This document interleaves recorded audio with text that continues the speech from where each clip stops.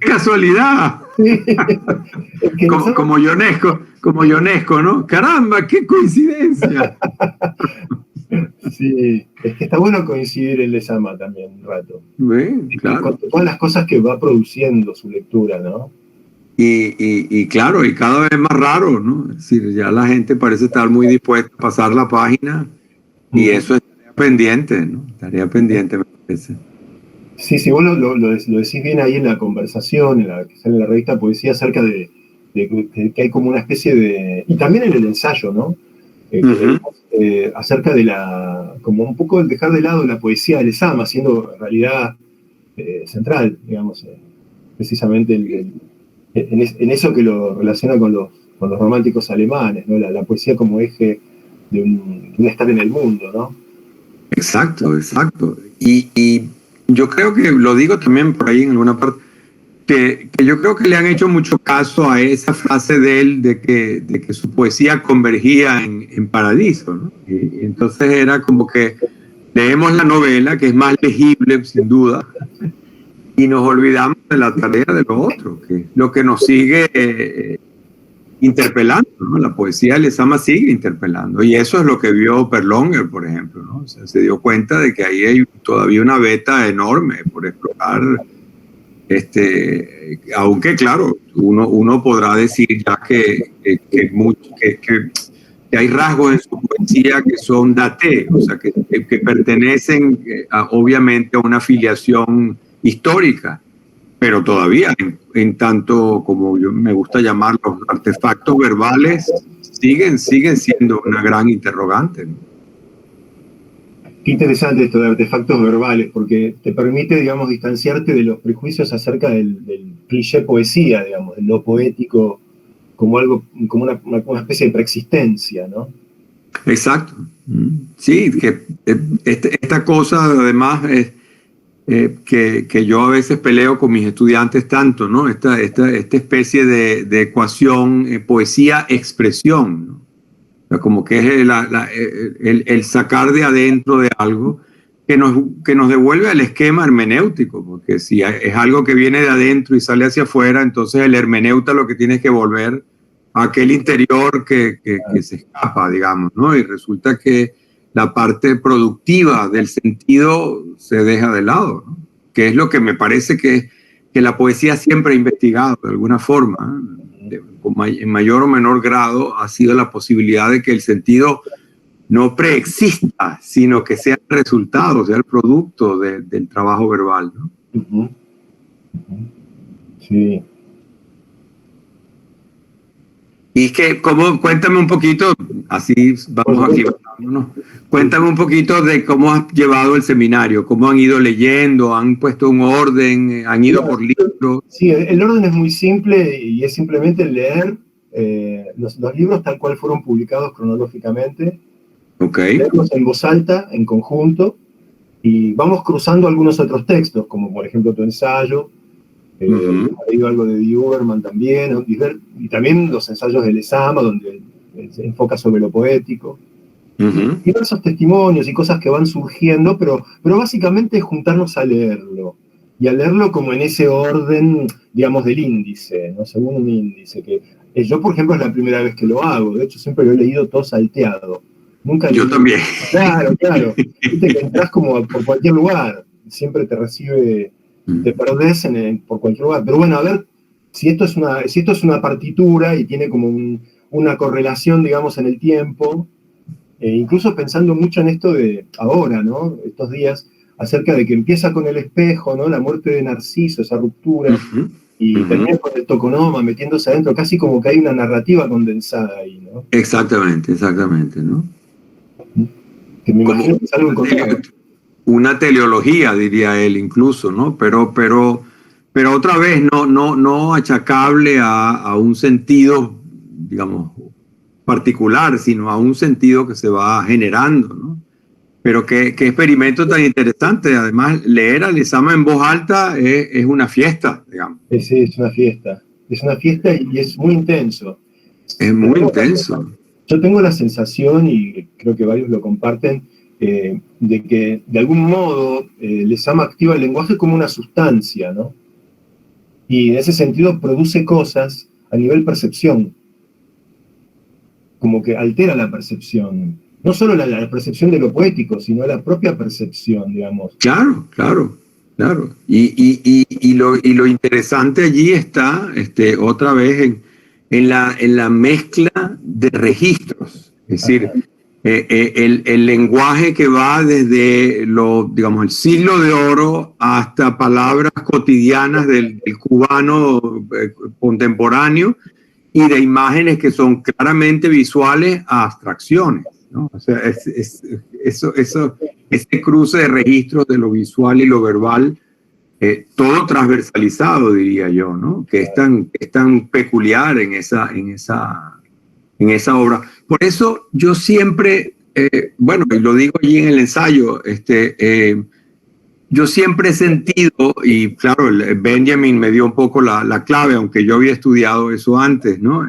Cuando leí el texto de Benjamin después de muchos años, porque es un texto muy denso, ¿no? Los emblemas, ¿no? Los emblemas barrocos, eso fue una explosión, así, yo le digo a mis estudiantes de poesía, le digo, cuando inventaron el soneto, escribieron la historia de 600 o 700 años de poesía, ¿no? Pero inventaron el emblema.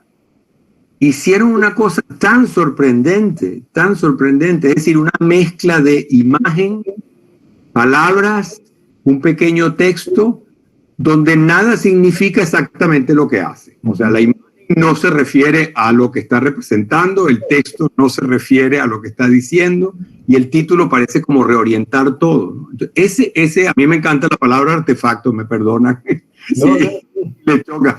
Ese artefacto me parece que Lezama lo lleva a fruición completa. Claro. Sus textos son emblemas, donde hay una imagen visual, un texto tipo título o algo así, y después un desarrollo verbal, y eso genera una especie de compleja dialéctica significante que lo que hace es, digamos, proliferar, ¿no? Y eso es extraordinario, me parece. Claro, porque además involucra un goce, ¿no? Un placer ahí en la... Un goce múltiple, exactamente. Que toca las teclas de, es decir, el que le gusta la poesía saborea esas palabras que vienen, que vuelven. Además, él las degusta de una manera, porque como digo, combina la palabra barroca con la palabra cotidiana, ¿no? El sobresejijunto, ¿no? El puchero. Uno dice cosas que tú dices, pero realmente Lezama. Tú sabes que Octavio Armand nos contó una vez, yo no sé si esa anécdota la cuenta está en otra parte registrada, ¿no? Él dice que él estaba sentado, no recuerdo si era Rodríguez Feo o era alguien con quien estaban hablando, dice que estaba, ¿sabes cómo es Octavio que pone, tú sabes, la escenografía completa, ¿no? Entonces él dice que estaba con uno de sus colaboradores en la revista, sentado en un parque, y el colaborador le dice, caramba, yo pues a veces tengo mis dudas de bueno, lo que estamos haciendo, ¿no? Y entonces dice Octavio que Lezama le dijo, no te preocupes, tú estás aquí con una de las fuentes vivas de la lengua. Increíble, ¿no? Sí. Increíble. Si no es invento de Octavio. No sé, pero bueno.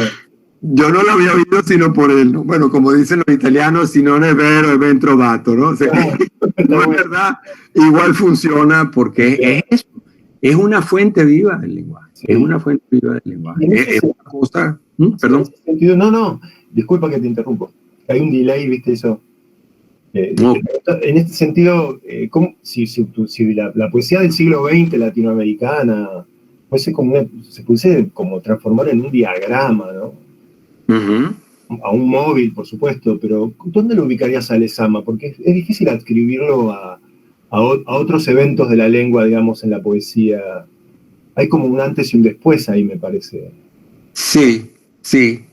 Sin embargo, y esto es lo curioso, sí, yo lo siento un poco Es decir, uno puede sentir las estelas de imágenes surrealistas, por ejemplo. Sí. Eso obviamente está allí, digamos.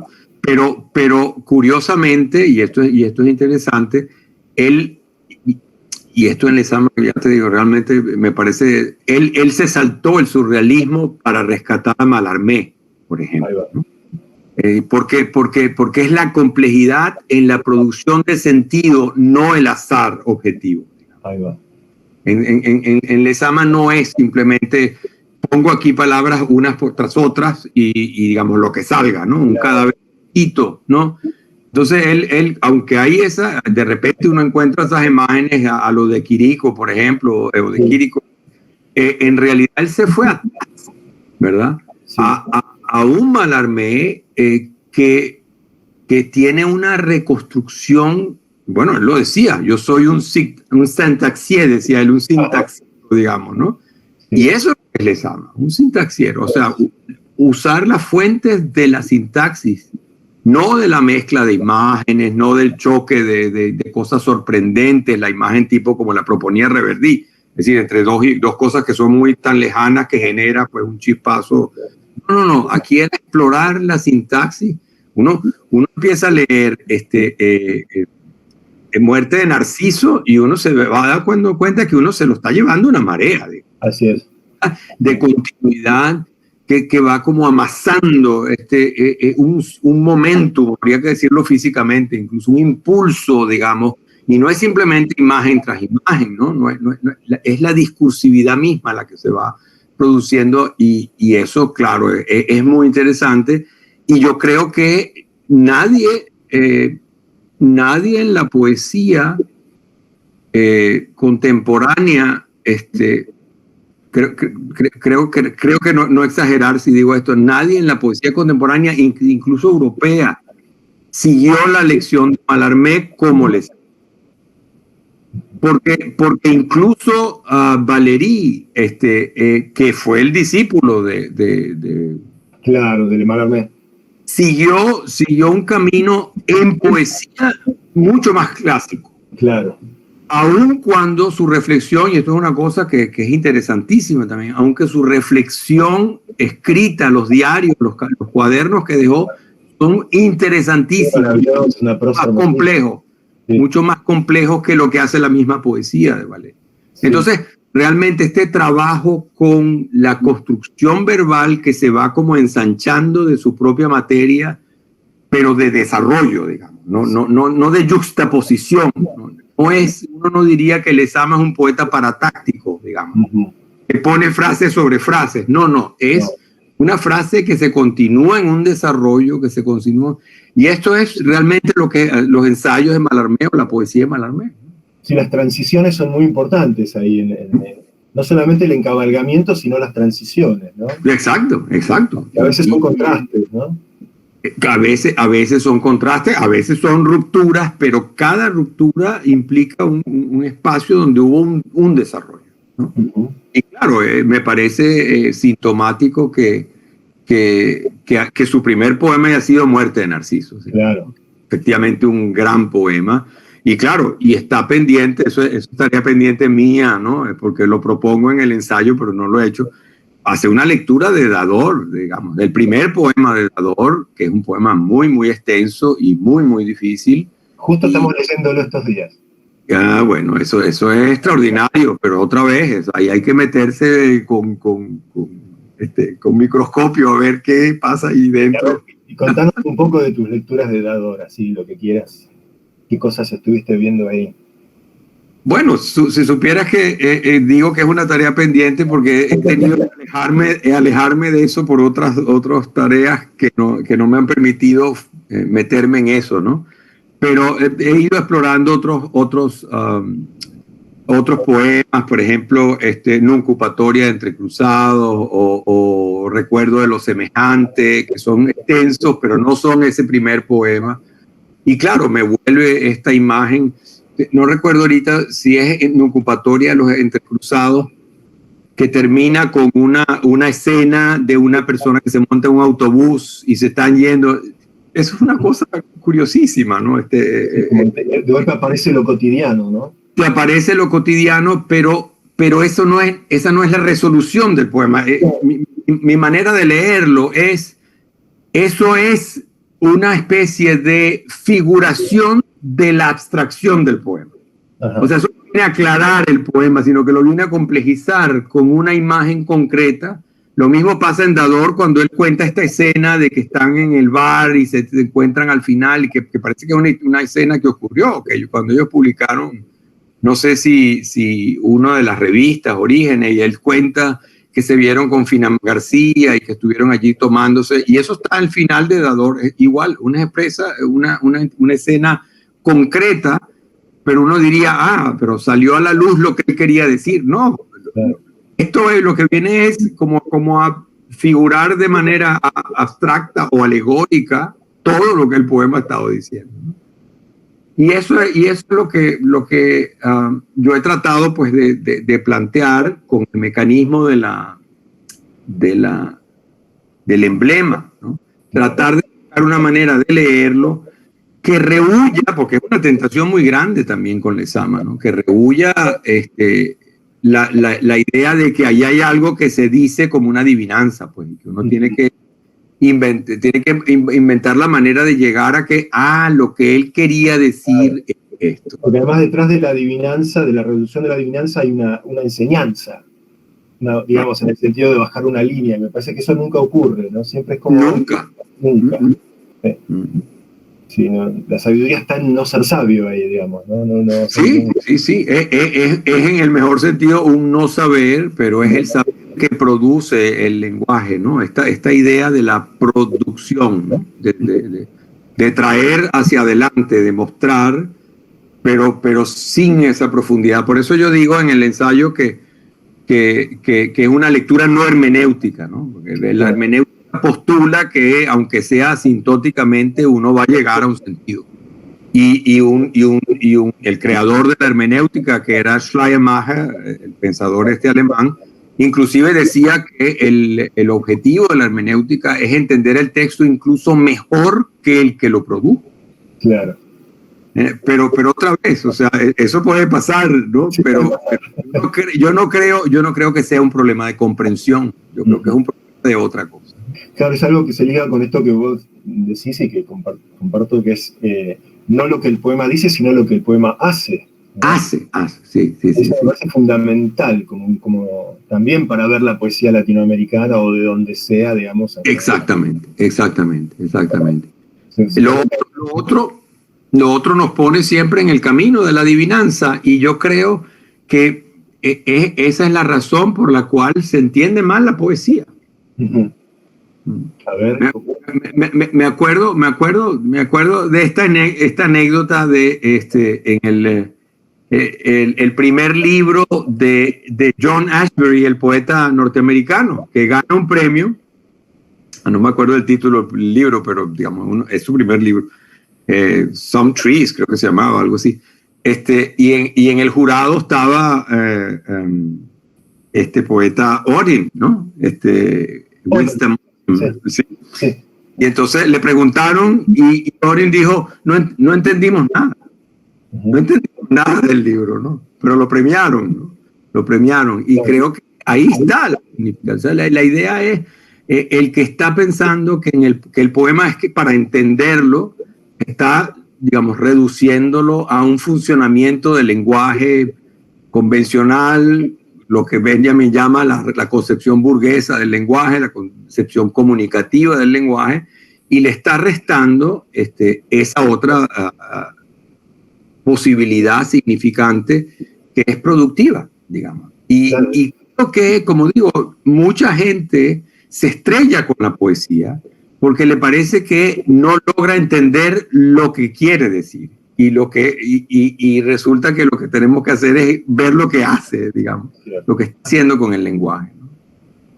Pero claro, eso es un aprendizaje que uno adquiere leyendo poesía. Pero bueno, aparte eso que hace con el lenguaje lo produce también en la sensibilidad, en la capacidad de percatación, ¿no? Claro, termina termina transformando tu propia perspectiva. Pero estoy hablando yo mucho, vamos a ver. Esa es la idea, está buenísimo. De hecho, no sé si alguno quiere decir algo, preguntar o por favor háganlo libremente, ¿no? Yo no veo si no. Todo el mundo tenía preguntas para hacer, pero ahora les agarró la timidez. Sí, bueno, fíjese, a mí además me ha parecido que la filosofía, sobre todo la filosofía como se la ha entendido en el último cuarto del siglo XX, sí, ha por fin comenzado a entender la poesía. Es decir, todavía en un Heidegger que habló tanto de poesía, a mí me parece que para él todavía la poesía, y siento algo de eso en Agamben también, ¿no? Todavía tiene un rol ancilar, es decir, la poesía me sirve de apoyo para comunicarles a ustedes lo que yo quiero decir, porque yo soy el que sé, yo soy el filósofo.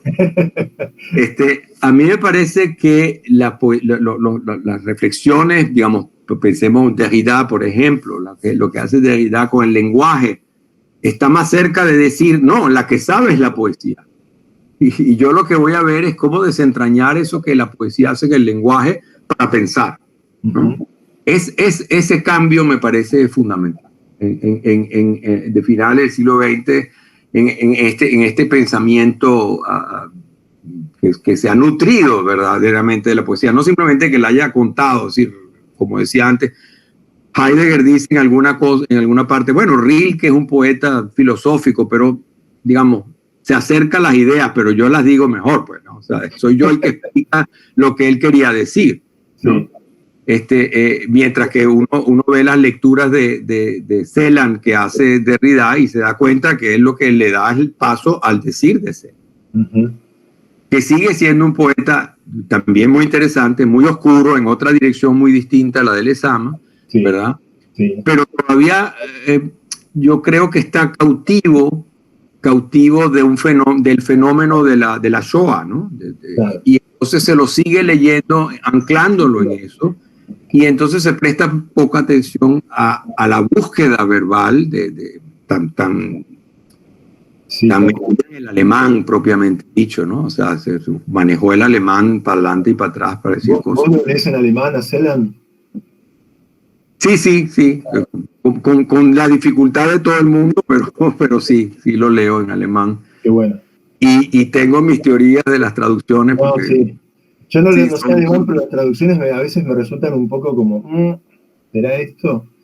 Es que, claro, es que hay cosas que son verdaderamente intraducibles. Es decir, porque él utiliza elementos que son propios de la sintaxis, de las construcciones léxicas del alemán, que no son reproducibles en otro idioma.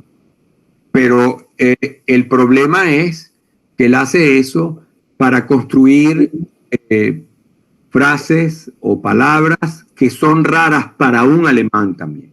Ese es el punto.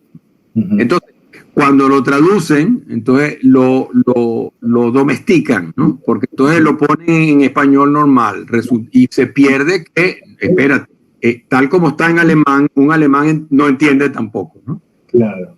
Ese no entender, ese verse forzado a repensar, se pierde completamente en la traducción. Me imagino que sucederá algo similar con las traducciones de Vallejo a otras lenguas, ¿no? Absolutamente. Así, igualito. Se lee una cosa y uno dice, bueno, claro, hay veces que no le queda más remedio al traductor que tratar de escoger una posibilidad de varias, pero siempre son... Pero claro, depende también de la filosofía del traductor. Claro. Yo creo que en poetas como Lezama, en poetas como Vallejo, Celan, el mismo Ashbery, René Char en Francia, por ejemplo, Michel Deguy, poetas, dependiendo de lo que uno quiera hacer, quizás lo que debe hacer el traductor es ser fiel a la complejidad, ¿no? O ser fiel a la dificultad, ¿no? No allanarla. Por ejemplo, esto es algo que me pasa mucho con una poeta que a mí me parece fundamental, que es Emily Dickinson. Claro, a mí también, sí. Emily Dickinson la traducen y entonces parece poema para tarjetas de Hallmark. Sí, nada que ver. Cositas que dicen la naturaleza y la avispa y el arbolito, y resulta que es una sintaxis absolutamente enloquecida. Claro. Sí, es como si Entonces, la avispa fuera la palabra misma, ¿no? sí, exacto. Y entonces se pierde realmente la posibilidad de ver, bueno, pero esta señora estaba forzando la escritura de una manera que es importante. Y por cierto, voy a hablar dentro de poco en un seminario aquí de las traducciones que hizo Celan de Emily Dickinson. Ah, mira. Muy interesante, muy interesante. Él tradujo como 12 poemas de Emily Dickinson. ¿Y qué tal? Muy bueno, él como traductor más creador es un poquito más fiel. Y sin embargo, por ejemplo, en algunas traducciones adopta la rima que Emily Dickinson no tiene. No, claro. Curiosísimo, ¿no? Curiosísimo. Una rima consonante cuando en Emily Dickinson a lo sumo hay rima sonante, ¿no? Entonces uno dice, bueno, entonces voy a hablar un poquito de esto, pero muy interesante, porque él tuvo que ver que ella estaba haciendo algo con el lenguaje que era muy afín a lo que él hace. Sí, ¿no? Esos guiones que utiliza ella son muy inquietantes. Inquietantes, absolutamente. Y cambian la idea por completo, o hacen una frase como muy taxativa, pero ya suprime artículos, suprime verbos, pone verbos en tiempos que no corresponden. Es decir, hay una cantidad de elementos allí que un traductor, a mi juicio, pues, que quisiera ser fiel a lo que hace Emily Dickinson, tendría que reparar en eso y tratar de transponerlo, ¿no, a la otra lengua. Me imagino que también Hopkins, ¿no? También con Gerald Manley Hopkins. Exactamente. Y el mismo caso en el caso de Hopkins, ¿no? Quizás con más desarrollo, ¿no? En los poemas más extensos, ¿no? Exacto, ¿no? Claro, porque ella lo que tiene es esa economía, esa brevedad, digamos, que es abismal en un punto, ¿no? Sí. Y tiene unas frases que son infection in the sentence breeds. La infección en la frase genera, produce, ¿no? O sea, ¿qué es eso? ¿Qué es infección en este caso, no? Sí, son unas cosas mágicas, ¿no? Prácticamente. Y otra vez, la pregunta es, con quien ella se carteaba, lo que hacía era preguntarle, bueno, pero ¿usted qué quiso decir? Eso está bien escrito, como le decía Riviera a Artaud le decía, no, usted no escribe bien, escribe eso mejor. Otra vez, la idea de la comunicación. Mira, hay una pregunta ahí, Fernando. Tal vez en el caso de... sí, dale, por favor. Nada, hola Luis, quería preguntarte cómo, ahora que mencionabas también a Derrida y cómo cambia esta perspectiva, ¿no? De pensar el lenguaje más bien en relación con la poesía y en la escritura de Lezama. ¿Tú cuál crees que sea la relación que establece él o cómo crees que piensa él su interacción con el habla cotidiana? También Reinaldo mencionaba cómo siente que él se filtra en resonancias de lo afro también, y yo siento que eso está en algunos de sus poemas, ¿no? Pero es algo difícil es difícil hablar de ello, ¿no? Que está de verdad como muy, muy integrado a la estructura de su poesía. Sí. Bueno, creo que es lo que nos referíamos antes con los registros, ¿no? Pero uno lo siente allí.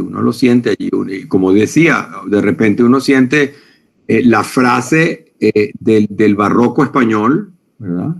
Y de repente uno siente lo más cotidiano y lo más inclusive popular en las aventuras criollas, por ejemplo, en los poemas estos de Dador que se llaman Aventuras Criollas, que son como viñetas de cosas cotidianas, la barrendera, este tipo de cosas, se mezclan, pero otra vez de una manera que uno dice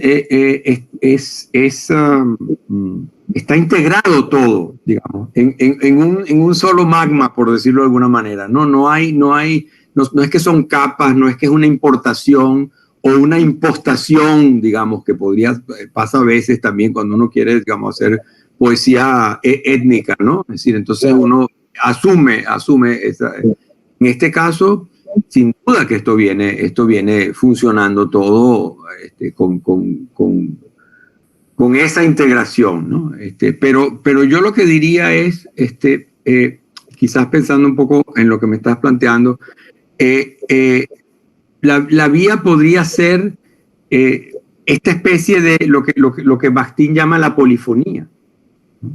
Fíjense que Bakhtin habla, curiosamente, él dice que la poesía es monódica y que la prosa es polifónica, ¿no?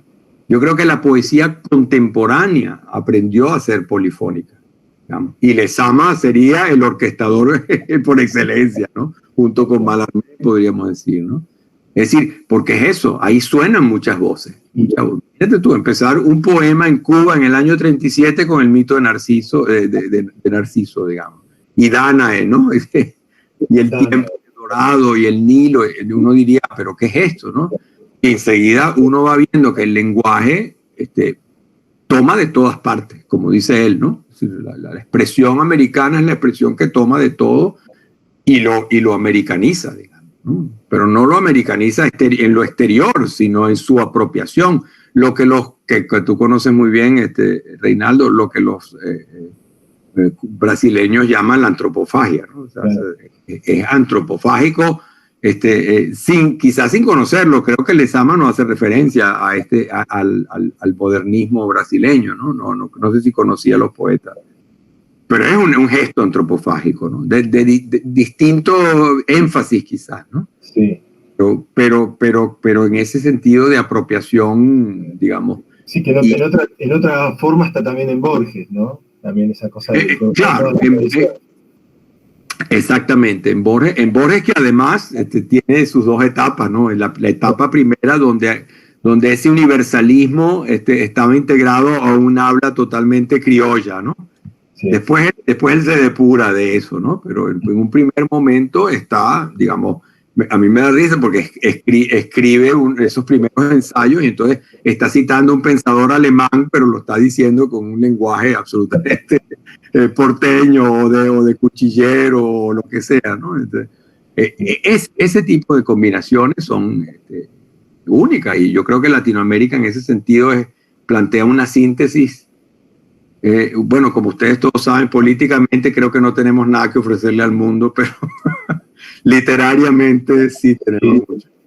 Volviendo un poco a Mallarmé, a la relación entre Mallarmé y Lezama, ¿no? Que es algo que a mí me intriga bastante, ¿no? Te diría en realidad que me estoy como asomando a la conciencia de ello. ¿Nos podrías ahí abundar un poco? ¿Cómo ves esas...? Bueno, fíjate, hay estudios interesantes al respecto y hay muchas cosas de vinculación. Yo creo que y en este caso es interesante eso que él pregunte. Yo creo que Lezama traspuso a la poesía la prosa de Mallarmé, pero no solamente a la poesía, porque los ensayos de Lezama son muy malarmianos también, ¿no? Pero uno lee, y esto siempre es una lección, ¿no? de la temporalidad de la poesía. Uno lee los ensayos de Mallarmé y se pierde, como en los de Lezama. Uno no sabe de qué está hablando. Sí. Él está describiendo una obra de teatro, por ejemplo, o un mimo que vio. Y uno va leyendo y de repente, ¿dónde se quedó el mimo y de qué está hablando de Mallarmé, ¿no? Coordinadas, ¿no? También. Sí, exactamente. Y eso lo hace Lezama también en sus ensayos, porque aprendió esa. Yo creo que esa es la lección más importante para Lezama, o la absorción o la antropofagia más importante, digamos, pero él lo transpone a su poesía. Yo diría incluso que la poesía de Mallarmé todavía es mucho más coherente que la de Lezama, en el sentido tradicional, quiero decir, ¿no? O sea, que es algo así como que él supo extraer de esa prosa una forma de hacer poesía, ¿no? Va hacia una especie de proliferación, ¿verdad? Y que podría también eso servir para no necesariamente pensar en lo barroco, porque a mí me costaría decir que Mallarmé es barroco, ¿no? Como Lezama lo es. Pero es eso, es esa frase que él dice tan perfecta, ¿no? Yo soy un sintaxista. Un sintaxier, dice él, ¿no? Sí. Eso, o sea, jugar con las posibilidades de la sintaxis. No está pensando en las galaxias de Haroldo de Campos, ¿no? Haroldo utiliza esa frase como Absolutamente, absolutamente. Y fíjate que Haroldo ahí usa prosa, digamos. Es un texto más bien en prosa, digamos, ¿no? Sí, aunque escandido, ¿no? Sí, escandido y con toda la rítmica bueno, además con la cosa de joyciana, pues de las lenguas y las cosas, como solo pues lo podía hacer Haroldo. Pero es eso, digamos, es tomar la táctica sintáctica de Libertela, claro. Exacto. Así es. Y yo creo que de eso se trata, digamos, aprender, es decir, aprender de los poemas y de los poetas cómo hay que leerlos en el sentido de esto, de buscar qué están haciendo en cada caso. Yo siempre tengo algunos años pues, enseñando estas cosas y siempre le digo a mis estudiantes eso, pensemos en qué hace el poema, no en qué dice. Y esa orientación cambia completamente la manera en que nosotros pensamos, nos relacionamos con el texto, ¿no?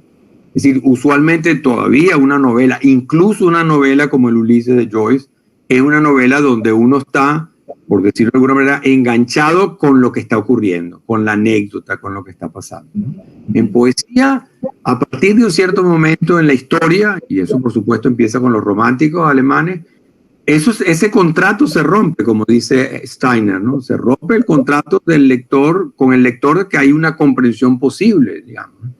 Y, como digo, allí vino la gran bifurcación, digamos, los lectores que se perdieron, que no leen poesía, que no saben qué hacer con la poesía, y yo les comento mucho a la gente, tengo colegas doctorados en literatura y no leen poesía porque no la entienden, porque no saben qué hacer con ella. Es decir, gente que está entrenada técnicamente para enfrentarse a los textos y no, porque no han dado ese paso, digamos, de efectivamente ver que lo que se está buscando aquí es otra cosa, ¿no?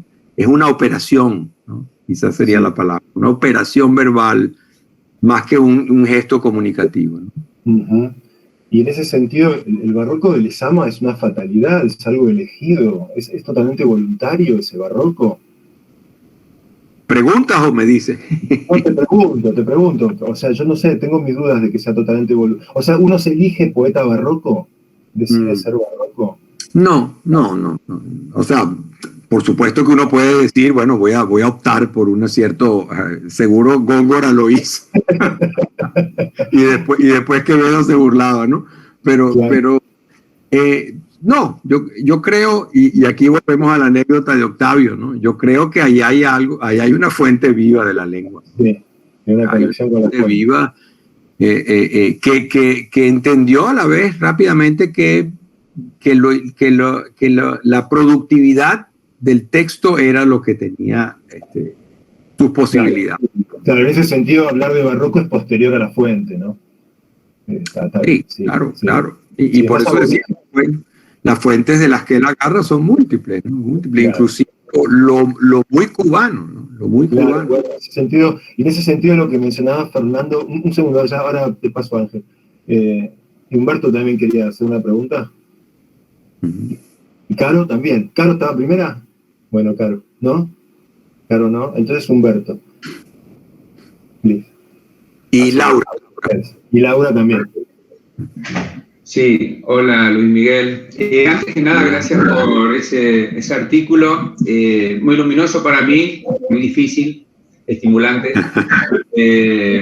Sí, paradójicamente me parece como un texto no alegórico para dar cuenta de lo alegórico. Entonces como que pone luz sobre algo que nosotros estamos vivenciando. Pero recién, como mencionaste a Haroldo, y también está el tema de lo alegórico, que citaste a Agamben, dice el vínculo que une cada objeto a su propia apariencia, cada criatura al propio cuerpo, toda palabra a su significado, se pone radicalmente en duda. Toda cosa es verdadera solo en la medida que significa otra cosa. Si eso, de alguna manera, no es como la operación que hacen los concretistas, si de alguna manera eso no aparece, esto de lo emblemático en esa propuesta estética. Sí, Sin duda, sí podría, bueno, no sé si terminaste y te interrumpí, ¿no? Sí. Sí. Ok. Sí, sin duda, pero fíjate que el procedimiento es como más puntual, ¿no? Y por eso, digamos, el concretismo, y ahí viene la palabra, de alguna manera lo que quiere fijar es una complejidad en un nu, diría, en un momento, ¿no? Y por eso, inclusive esos poemas, aquellos poemas de Haroldo, que son tan breves, ¿no? Es que en el caso de Lezama, es difícil que uno piense un poema corto de Lezama, porque él necesita la elaboración, es decir, el poema gana es de ese impulso. Entonces, la alegoría está en el caso de Lezama, en construir la dialéctica que va a poner en tensión los elementos que pone en juego, ¿no? Y esa dialéctica es temporal, y en eso insiste mucho Benjamin, ¿no? En que la dialéctica de la alegoría es la temporalidad. Y la temporalidad es central. Lo han visto ustedes leyendo a Lezama. Es decir, no hay forma de que uno, digamos, se quede con dos imágenes, ¿no? Yo puedo quedarme con dos imágenes de Emily Dickinson, ¿no? Pero me puedo quedar con unos versos, el anverso y el reverso en el borde de la hoja, pues me puedo quedar, o la fijación de un estío recostada sobre la hoja breve y difícil. Son versos muy hermosos, pero no dicen nada, porque en el fondo ellos son piezas de un desarrollo temporal. En ese sentido, yo diría, en la búsqueda concreta está dando un paso, vamos a ponerlo así en escala, está más cerca del arte visual que de lo alegórico. Porque lo alegórico implica lo visual y lo discursivo funcionando simultáneamente. Entonces, yo diría que en la poesía concreta todavía estamos del lado de un momento en el que se nos presenta una imagen, ¿no? Que nos puede dejar resonando ideas, etcétera, ¿no? Pero no hubo el desarrollo necesario para pensarlo, para que coja cuerpo, digamos. En ese sentido, como que de algún modo el concretismo que se reivindica como continuador de Mallarmé, sin embargo, olvida el sintaxié, olvida Exactamente. Elimina la sintaxis, en su momento más constructivista. En su momento, exacto, en su momento álgido, en su acme. Pero como tú dijiste muy bien, en Galaxias, ¿verdad? Se retoma el discurso. Y en La máquina del mundo repensada, pues ya hay una búsqueda otra vez constructiva, ¿no? En este caso, viéndose a Dante, ¿no? Claro. Entonces yo diría que es la diferencia, y habría que preguntarse, en efecto, entonces si la extensión, ¿no? En Lezama, la extensión de los poemas, o de esos, como yo llamo, estos poemas corales, que son como muchos poemas juntos, ¿verdad? Si esa extensión no es inherente a esa búsqueda, o sea que era irrefrenable, digamos, ¿no? Era irrefrenable ese impulso. Porque da la sensación de que la duración es un elemento fundamental en la composición de los poemas de Lezama, o sea, la duración. Por parte digamos, por el lugar, es como la duración de la respiración, digamos, que se va graduando y a su vez tiene un alcance mayor, ¿no? Sobre las secuencias. Sí, porque esa extensión es lo que produce el sentido, digamos, esa extensión temporal, quiero decir, ¿no? Sí. ¿De acuerdo? Fíjense que, y uno diría, la imagen surrealista también tiende a ser puntual. La imagen, según Reverdy, también tiende a ser puntual, según Apollinaire. Son estas imágenes del impacto. Veo algo y esa imagen capta una totalidad, ¿no? Aquí tal vez la diferencia de Lezama sea que, discúlpame, ¿no? Que la diferencia con las vanguardias sería como el paso hacia la alegoría, digamos, ¿no? Que no tiene que ver con ver cómo se estiran los alcances del realismo, sino pasa como a otro modo de contemplar la acción. Exactamente. La poética, ¿no? Absolutamente. Él opta, por eso yo dije que él se salta el surrealismo, el surrealismo hacia un antecedente anterior, que es Mallarmé, y sin embargo, y esto es lo interesante, como creo que lo indico en el ensayo, las lecturas que se han hecho de las teorías de Benjamin sobre la alegoría, en realidad nos retrotraen a las vanguardias también. Claro, sí. Curiosamente, Benjamin estaba teorizando el teatro barroco del siglo XVII y en el fondo estaba hablando de las vanguardias. ¿Por qué? Lo sabemos, estaba leyendo el surrealismo y estaba leyendo el contemporáneo, estaba viendo cine y entonces él, digamos, estaba releyendo esa tradición de esta manera. Bueno, entonces, efectivamente, va al siglo XVII, se toma los emblemas, pero los pone a funcionar en una contemporaneidad indiscutible, digamos. Y el Lezama también está la cuestión de, a raíz de esta integración de la duración, del tiempo que transcurre, muy presente el montaje también, ¿no? Claro. Estos fundidos que hace, ¿no? Y ahí está, digamos, ahí está puesto en funcionamiento todo esto que Benjamin vio y que también él vio. Recordemos que hay esta escena en Paradiso famosa donde él va a un cine y ve una película y comenta la película. Es decir, eso está operando, las tecnologías pues están operando allí en la posibilidad de visualizar, ¿no? Enseñándonos a ver, ¿no? Ángel, vos querías preguntar algo hace un rato. Perdón el delay. Sí, no, sí. Sí, hola Luis, ¿cómo te va? Hola, ¿qué tal? ¿Qué tal? Yo quería hacerte una pregunta muy puntual. Hay una noción que a mí me interesa mucho, que es la de extravagancia, que anda por ahí por los ensayos, digamos, de Lezama. Y quería preguntarte la relación entre esas, porque me parece que eso es un apuntamiento en el sentido de que vos estás sugiriendo leer los poemas que tienen que ver con la preposición y con la producción, digamos. Quiero saber si te parece que tiene alguna relación eso en la cosmovisión poética de Lezama con la forma en que vos estás sugiriendo leerlo, además. A ver, no sé si entendí bien la última parte. Si yo veo una relación entre... Si la noción de extravagancia tiene alguna relación con esto que vos estás proponiendo, cómo leerlo al Lezama.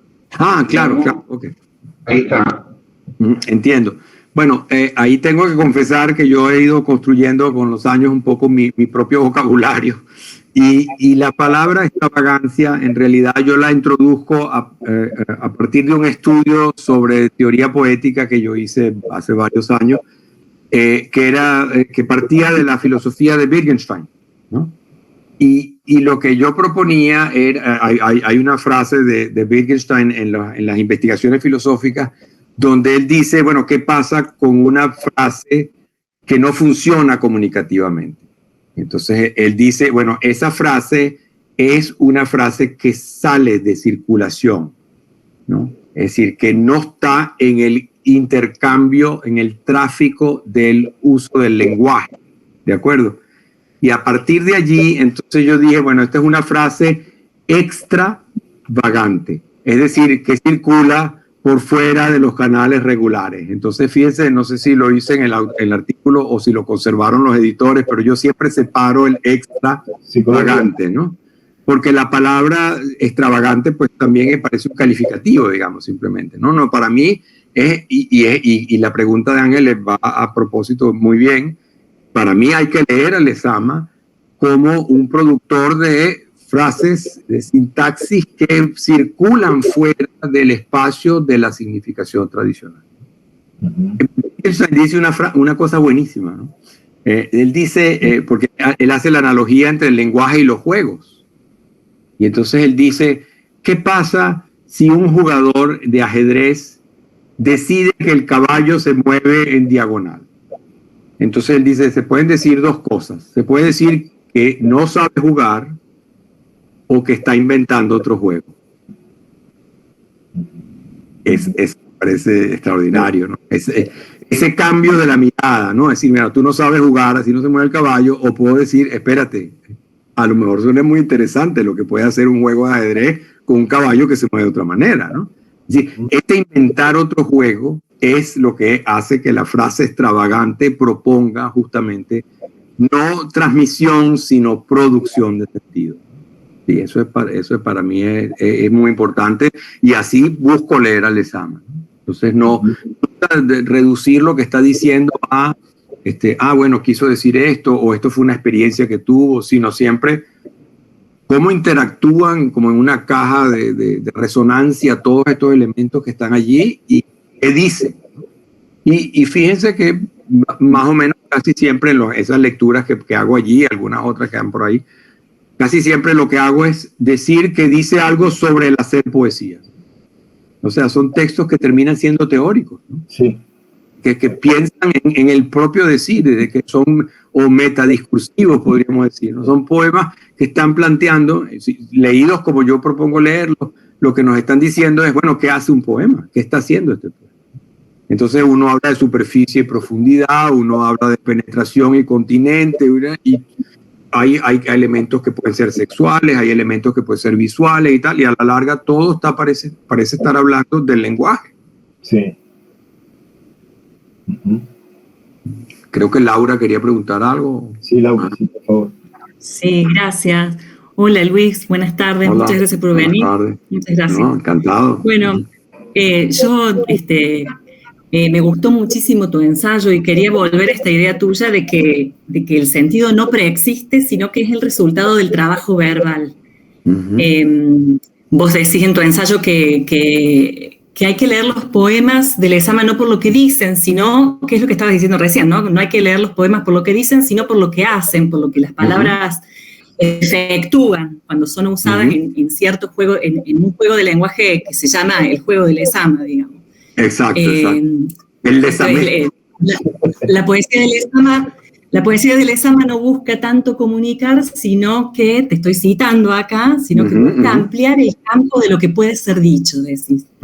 Y yo hace un rato habías traído también acá al foro a unos cuantos a filósofos y yo lo vinculé con eso también, lo vinculé con esta tesis tuya, la vinculé con otros filósofos, con Deleuze y Guattari, porque me parecía que cuando vos decís que la poesía de Lezama no busca tanto comunicar, sino ampliar el campo de lo que puede ser dicho, me parece que aparece ahí una idea de potencia, de virtualidad, que se vincula con Deleuze y Guattari, porque en ellos hay una diferencia entre realizar lo posible a partir de un modelo trascendente, que sería el fundamento, o crear lo posible. Son dos formas distintas de pensar la virtualidad, ¿no? Una virtualidad o de pensar lo posible, un posible como lo que de alguna manera copia o se guía por un modelo, ya sea para identificarse o ya sea para oponerse, pero también hay otro posible, que creo que sería el posible, digamos, lezamiano, que apuesta a crear, digamos, actualizar nuevas posibilidades de existencia que generen otras relaciones con el lenguaje, con el tiempo, con el cuerpo, digamos, que sería un posible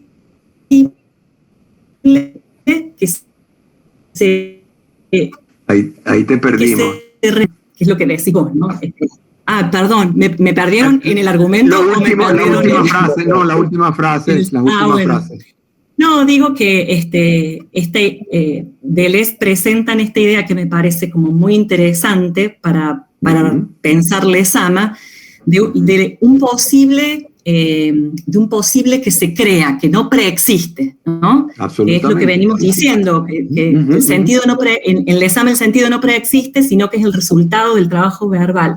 Entonces la pregunta en concreto, perdón por todo el derrape, la pregunta en concreto sería si en el hecho de que no preexiste el sentido, estaría cifrado de alguna manera la idea del potens, de la potencia.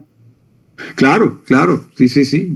Yo creo que, en efecto, y como digo, como sabemos, Lezama era ecléctico, agarraba por todas partes.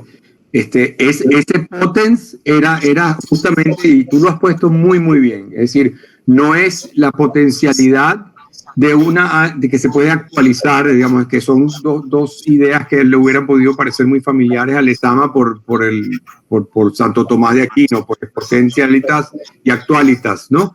Es decir, la potencialidad es algo que está como en núcleo dentro de una situación determinada y esa se actualiza de alguna manera.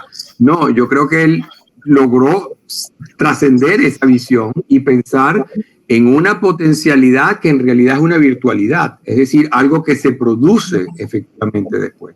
Y claro, yo no nombré en el momento a Deleuze y Guattari, pero perfectamente caben para esto. Además que yo diría que desde el punto de vista escritural, los que más se acercan a la prosa de Lezama son Deleuze y Guattari justamente, ¿no? Fíjate que incluso la vuelta que le dan Deleuze y Guattari a la noción de deseo en Freud, ¿no? Ellos dicen, el deseo para Freud es negatividad, es decir, es carencia, ¿no? Nosotros queremos pensar, dicen Deleuze y Guattari, en un deseo que sea positividad, es decir, producción, ¿no? O sea, no el deseo que viene de que me falta algo, sino el deseo que viene para producir algo, ¿no? Y ahí está lo que tú acabas de resumir muy bien, pues, ¿no? Lo acabas de explicar muy bien. Eso es lo que hay en Lezama. Ese potens, ese logos espermático que él saca pues, de San Agustín, etcétera, es eso, es el logos que no trae consigo el sentido, sino el que lo produce. ¿De acuerdo? Y claro, y hay antecedentes, hay una frase, ¿cómo es esa frase? A ver. Una frase de Heráclito muy buena que dice, el logos... no me acuerdo ahorita. Es algo así como que él habla de un logos que se aumenta a sí mismo, digamos, ¿no? Esta idea de un logos que no está simplemente respondiendo a un contenido anterior, sino un logos que se incrementa. El logos que concierne al alma, al espíritu, ellos dicen la psique, ¿no? Psique, ¿no? Psique es tilogón. El logos de la psique, dice Heráclito, es aquel que se incrementa a sí mismo. Se incrementa a sí mismo. Ahí está la productividad de la que tú hablas y de la que habla Deleuze. Y yo creo que es así que hay que aproximarse al Lezama, ¿no? Y creo que inclusive los estudiosos del Lezama están perdidos buscando qué quiso decir. Cuando lo que quiso decir está escrito, está allí, lo dijo. Lo importante es ver qué hace eso que quiso decir. Sí. Absolutamente, estoy completamente de acuerdo. Deleuze sería el otro, Deleuze y Guattari, los dos, pero también Deleuze en sus escritos perfectamente ejemplifican ese tipo de búsqueda, ¿no? ¿De acuerdo? Fíjense que recuerden también que Deleuze y Guattari hablan de la literatura menor, ¿no? Sí. Pero fíjense, ¿se acuerdan, no? Que habla y ellos hablan, por ejemplo, de que el caso de Kafka, que es una escritura sobria, ¿no? Es decir, un alemán absolutamente simple, despojado, ¿no? Pero aunque no lo ponen, ¿no? Aunque hablan de Céline en algún momento y tal, Lezama coge la vía opuesta, ¿no? No es el lenguaje sobrio el de Lezama. No. Es el lenguaje excesivo, ¿verdad? Pero ese lenguaje es literatura menor también. Porque rehuye los contenidos de esa literatura fundacional, histórica, digamos, de contenido, de una axiomática, inclusive, digamos, de unas ideas que se transmiten. Eso no está allí, digamos, ¿no? Entonces, uno puede ser efectivamente menor, digamos, por sobriedad o por exceso, diría yo, ¿no? Y en el caso de Lezama es claro que es por exceso, ¿no? Por sobriedad, tenemos que pensar en Borges, por ejemplo, ¿no? La sobriedad de Borges es también menor en ese sentido, ¿no? En el sentido en que ellos hablan de literatura menor, ¿no? Así que, de acuerdo. Juan. ¿Quién? Juan. ¿Vos quieres preguntar algo? Juan, pero es que a Juan no lo tengo en la pantalla. No. ¿Qué tal, Luis Miguel? Es un gran gusto escucharte. Muchas gracias. También me ha gustado mucho el artículo que leímos tuyo, me impresiona mucho cómo utilizas argumentos filosóficos también, y uno tiene la sensación de que no estás de alguna manera desnaturalizando la poesía, ¿no? Con la filosofía, ¿no? Recuerdo esa frase creo que es de Valerino, que dice que los filósofos son los enemigos naturales de la poesía, ¿no? Y bueno, por eso me interesa mucho lo que has dicho acerca de que ahora hay algunos filósofos que pueden de alguna manera entender lo que está pasando con la poesía. Pero bueno, mi pregunta va por otro lado. Okay. Leyendo Dador, el poema, hay una introducción en el poema en prosa en donde hay una pequeña escena donde aparecen adolescentes enmascarados con distintos colores, aparecen armaduras, y también al fondo de la escena luego aparecen unas cariátides, ¿no? Todo, digamos, como apuntando a un posible sentido simbólico, ¿no? Alegoría, algo así. Pero recordé mucho un texto que quizá tú conozcas, un texto de Goethe, Das Märchen, el cuento, que ha sido traducido como así nada más, como el cuento o como la serpiente verde. Imagínate. Porque Märchen es un cuento de hadas, ¿no? Usualmente, ¿no? Este texto se ha publicado exclusivamente como Das Märchen, el cuento. Y es un relato que, en palabras de Goethe, él quiso que fuera significativo, pero no interpretable. Digamos, leyéndolo a primera vista parece un texto prácticamente surrealista, ¿no? Donde ocurren cosas fantásticas, inverosímiles, extrañísimas, en fin, de nuevo hay una larga historia de interpretaciones de ese cuento, pero no hay una clave que permita, digamos, interpretarlo definitivamente, ¿no? Parecería que así quiso el autor que se quedara, ¿no? Como un texto que produce la impresión del sentido, pero que no tiene en definitiva una clave interpretativa, ¿no? Ok. No lo conozco y me acabas de quitar el sueño porque al terminar aquí voy a irlo a buscar. Sí, en fin, es un relato breve, pero bueno, es un poco, eso deriva hacia dos preguntas que quizá tú sí puedas, digamos, hablar de eso. Una es sobre los elementos narrativos en la poesía de Lezama Lima, ¿no? Es decir, a lo mejor parecería que en la poesía de Lezama hay continuamente una especie como de hormigueo narrativo que no se resuelve plenamente en narraciones, nunca. Son como gérmenes de posibles narraciones que sin embargo se quedan ahí nada más, ¿no? Un hormigueo. Y eso quizá le sirve para llevar a cabo su poesía, es decir, para que continúe la poesía, ¿no? Para que se lleve a cabo ese continuum discursivo, ¿no?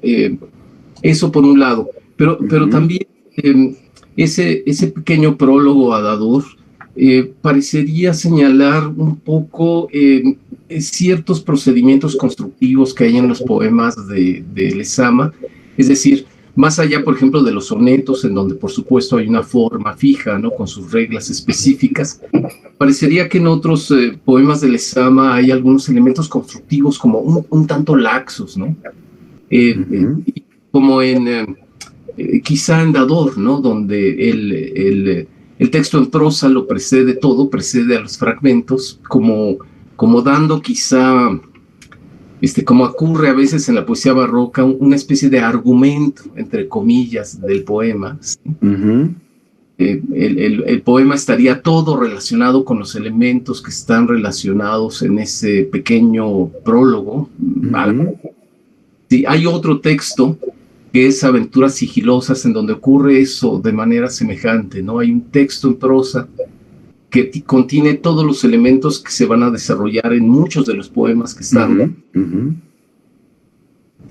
En fin, esos son un poco mis comentarios y también preguntas. A lo mejor tú puedes hablar un poco de eso, ¿no? En fin. Bueno, sí, puedo también comentar, en efecto, y tú lo has dicho, es decir, y lo que planteábamos antes un poco de esa influencia de Mallarmé, hay un impulso narrativo, quizás eso lo llevó a él a decir que su poesía convergía en Paradiso, ¿no?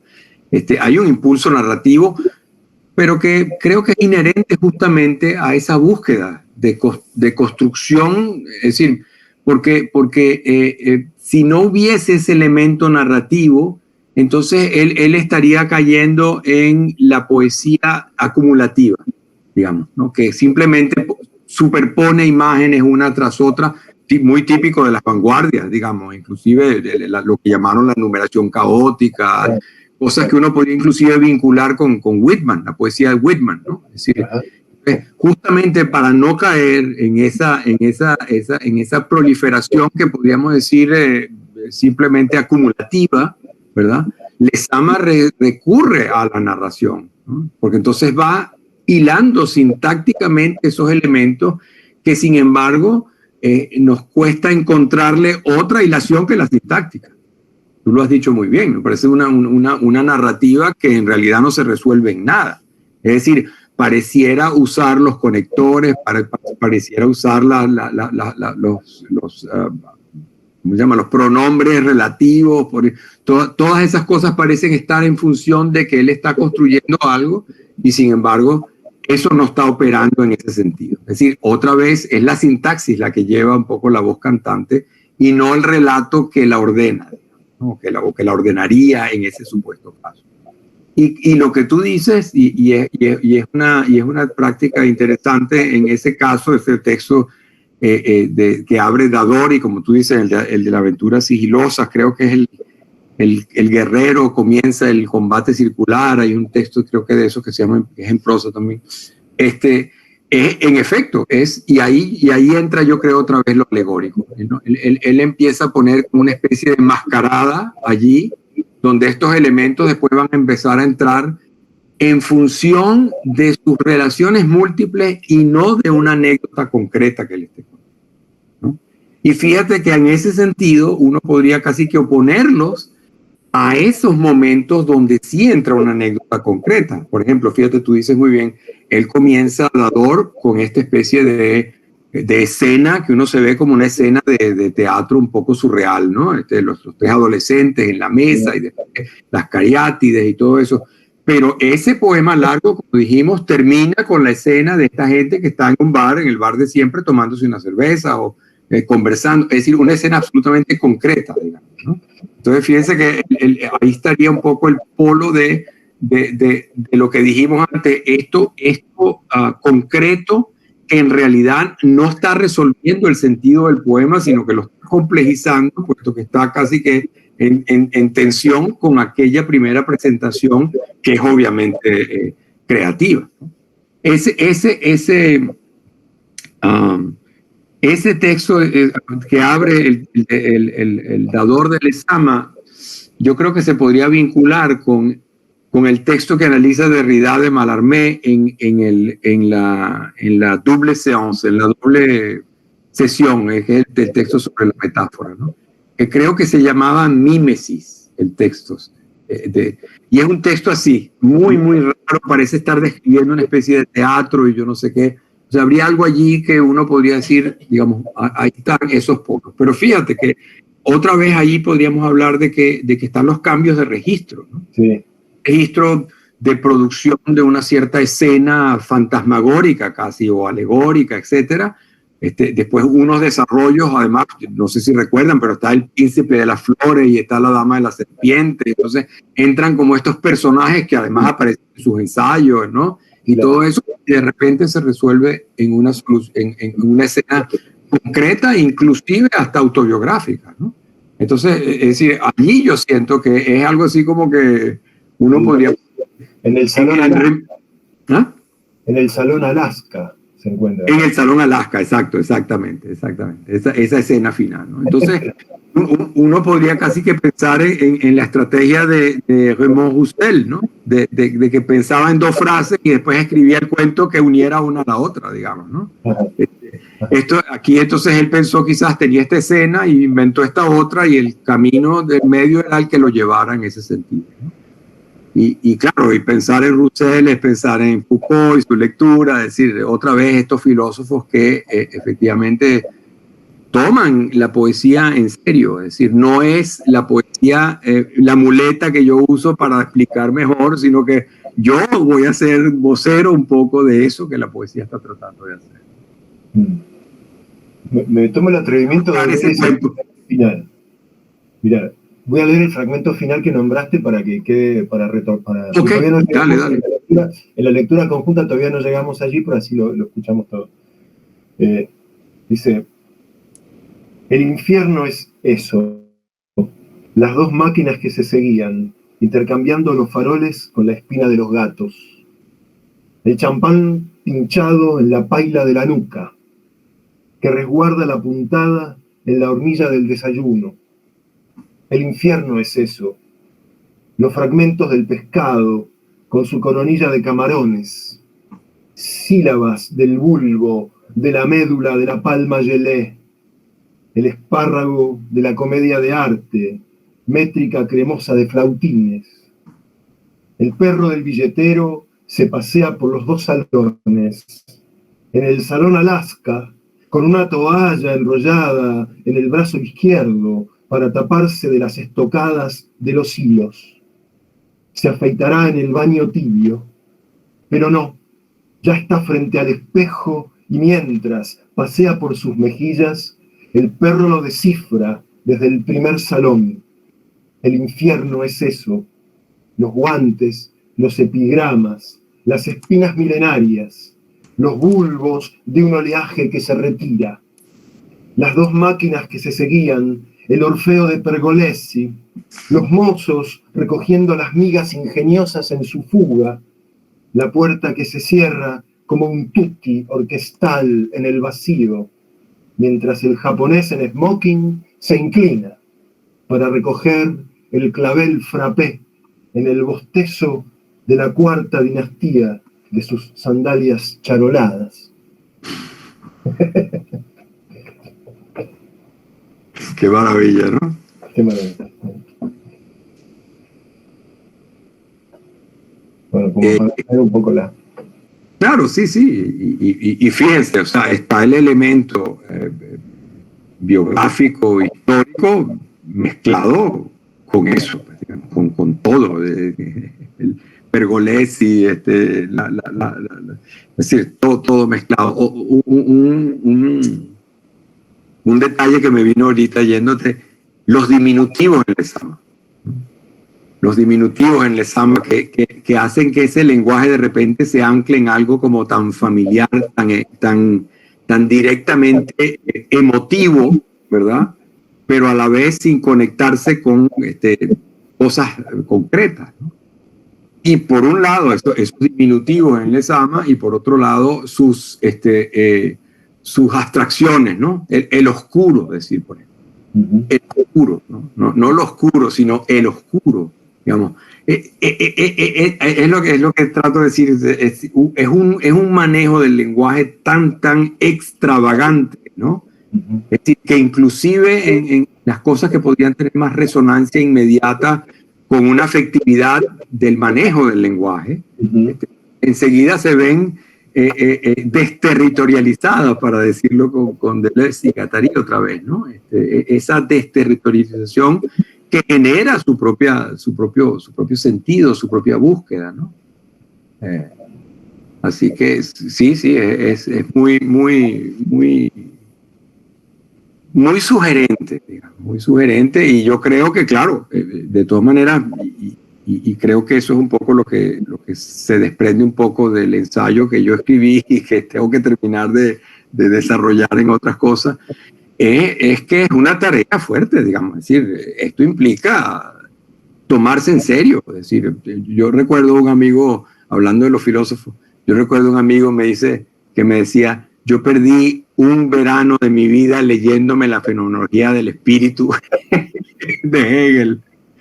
Y yo digo, bueno, y uno tendría que perder un verano de su vida leyéndose Dador, pero leyéndolo así, digamos, ¿no? Es decir, no lo leí y me gustó, o cito estos dos versos, sino cuerpo a cuerpo, ¿no? Arremangarse las botas y ponerse a leer. Y además que el Lezama demanda la relectura permanentemente, no leer por estrado. Permanentemente. Las múltiples cruces, las cosas sobre las que vuelve, ese lenguaje, esa cosa que es de él, absolutamente. Uno oye un verso de Lezama y sabe que es Lezama, digamos. Aunque no lo entienda, digamos, que es lo importante, ¿no? No sé. ¿Quieres decir algo? Perdón. Sí. No, sí, vos, dale, Sara. Bueno, también agradecida por tu presencia y el ensayo. Estuve escuchando la clase sobre mal de archivo. Ok. Sí. Y entonces, bueno, quería preguntarte cómo leerías a Lezama desde el mal de archivo, sabiendo que Lezama sumerge en exploraciones, flujos brotando incesante, pero esos flujos atraviesan archivos que suman a los archivos de los lectores. Claro. Por eso abre sentido cada vez otro, ¿no? Bueno, mi pregunta está ahí. Ok. Bueno, a ver si puedo responder. Sin duda. Y fíjense que la estrategia, uno podría decir que la estrategia explícita de Lezama es... estaba pensando en la palabra en inglés tap, que es tocar esos archivos, destapar esos archivos y ponerlos a funcionar y a la vez reconvertirlos en otro archivo, ¿no? Es decir, es esa transformación porque sin el archivo, digamos, tampoco funciona la poesía Lezama. Acabamos de hablar de los diminutivos, por ejemplo, ¿no? Que eso está en el archivo, pues, del lenguaje que uno siente, pero eso sería un ejemplo particular. Están las citas, están las referencias a las culturas, están las construcciones particulares, es decir, todo eso está en función de un archivo que él toma, del que se apropia, pero para revertir en una transformación, un nuevo archivo.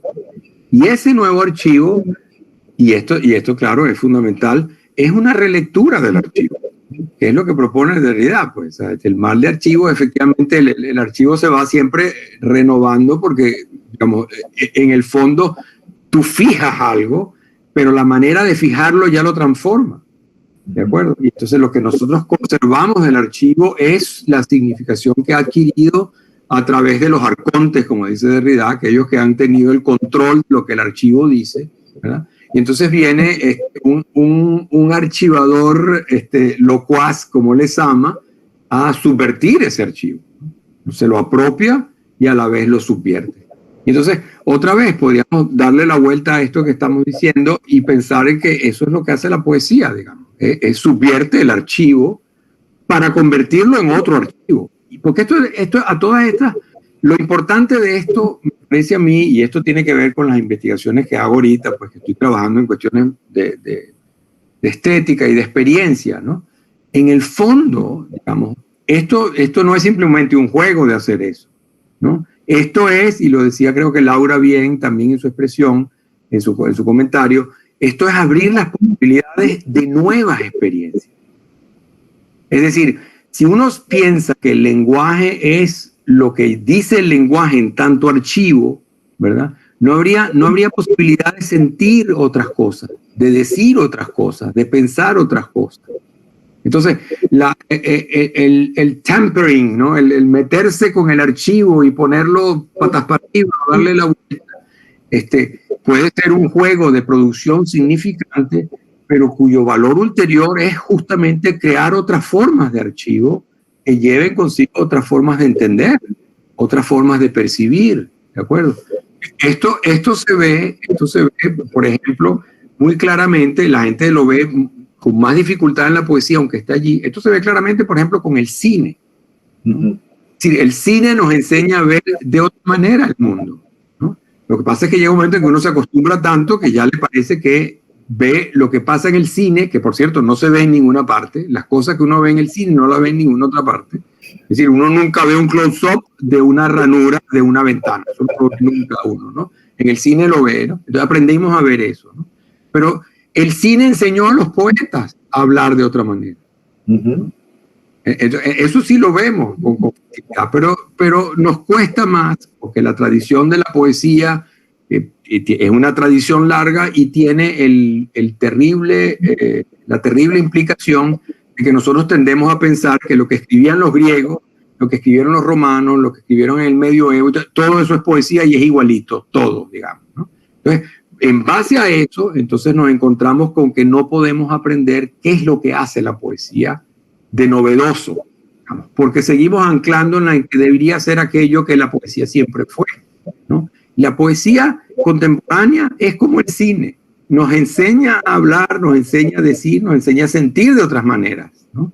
Y eso es lo que hace el Lezama, ¿no?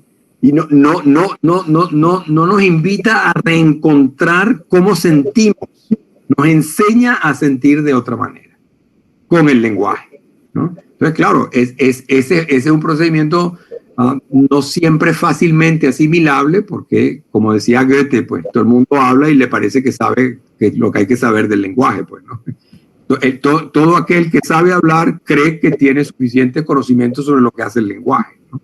Y no es así. Digamos, los poetas están allí siempre para decirnos, miren, usted tiene esta herramienta para transformar el archivo, para volver a la pregunta de Sara, ¿no? Ese archivo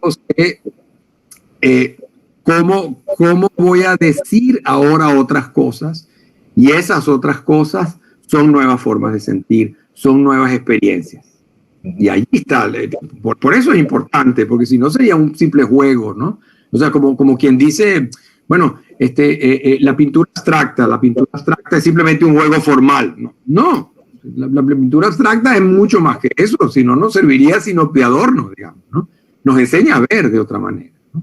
Lo mismo hace la poesía, y por cierto hay un ensayo muy bueno de un alemán, de un suizo, un crítico suizo que se llama Beda Alemann, que se llama Hay poesía abstracta. Y él trabaja esa idea, ¿no? ¿Qué sería la abstracción en el lenguaje? Y yo lo que digo ahora es, bueno, la abstracción sería esa posibilidad del lenguaje de enseñarnos a entender lenguaje de otra manera. Y esa oportunidad sumamente ardua, sumamente difícil, nos las ofrece la poesía, pero hay que estar pues abierto y dispuesto a recibirla y a seguirla, ¿no? No a domesticarla, que es como digo. Entonces, los filósofos siempre pues vienen a decir, bueno, pero... Ahora Lezama se coloca un punto más allá incluso del promedio de la poesía, ¿no? Como que va un poco más allá, extrema esa... Claro. Sí, porque hay todo un abanico, y como digo, la tradición poética da como que espacio para cualquiera, ¿no? Es decir, para cualquiera no hay mucho decir muy, muy feo, digamos, pero para muchas posibilidades, digamos. Yo diría que si en un polo está Lezama, en el otro está Mario Benedetti, digamos, ¿no? Es decir, el poema que uno dice, qué lindo, que eso refleja lo que yo sentí cuando me dejaron, o me da gracia y me parece un chiste, es decir, y claro, y el problema que yo siento con esa poesía no es que sea buena o sea mala en sí, sino que continúa el malentendido de que la poesía debe entenderse en ese sentido. Es de eso lo que yo tengo en contra, pues, de esa poesía simple, digamos, ¿no? Que parece directa, puramente expresiva, ¿no? Y no es tanto que no lo haga o que lo haga no lo haga con eficacia, porque lo puede hacer con mucha eficacia, puede ser muy buena en lo que busca, digamos. Pero continúa esta idea de que, pero esto sí se entiende, digamos, ¿no? Entonces, en esos poemas rara vez nos ponemos a preguntarnos qué hacen, ¿no? Nos quedamos automáticamente con lo que dicen, ¿no? Y entonces, claro, no perdemos todo entrenamiento para eso que genera nuevas experiencias verbales, esas experiencias que yo llamo extravagantes, ¿no? y Lezama lo sabía, que surgen por momentos en el habla popular también, en el habla coloquial surge en ese momento una frase absurda, ¿no? Claro, tal cual. Nosotros simplemente, para decir una tontería, ¿por qué no podemos explotar la frase de vez en cuando en poesía? Esa frase no tiene sentido. De vez en cuando, si se pone a analizar semánticamente, es un barbarismo, esa frase, ¿verdad? Pero Lezama hubiese agarrado esa frase y hace un poema con esa frase. Perfectamente, ¿no? Claro. Porque le saca justamente lo que dejamos de ver. Ya todos entendemos qué quiere decir de vez en cuando y no vemos que está haciendo el juego del lenguaje. Hay un caso muy curioso que a mí me gusta siempre contar, que es en las investigaciones sintácticas, creo que se llama el libro de Chomsky, ¿no? Él dice que hay dos frases, ¿no? Entonces dice, hay una frase que es agramatical y hay una frase que es gramatical, aunque no tenga sentido, ¿no? Y esto nos devuelve a la sintaxis en Lezama. Entonces dice algo así como que insomnes, ideas verdes duermen furiosas, ¿no? Él dice, Chomsky dice, insomnes, ideas verdes duermen furiosamente, ¿no? Dice, bueno, es una frase que no tiene sentido, ¿verdad? Pero que es totalmente sintáctica, ¿no? Entonces viene un poeta italiano que se llama Alfredo Giuliani y agarra esa frase y hace un poema con ella.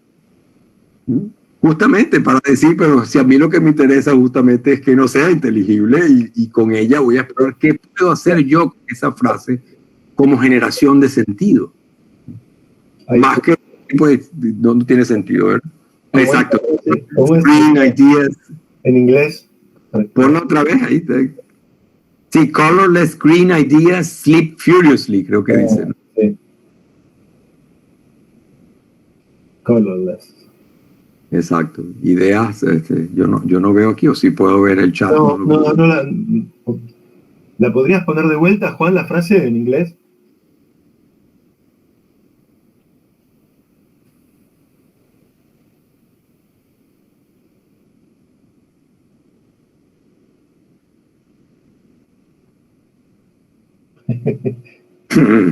No, ahí está. Ajá. Sleep furiously, esa es.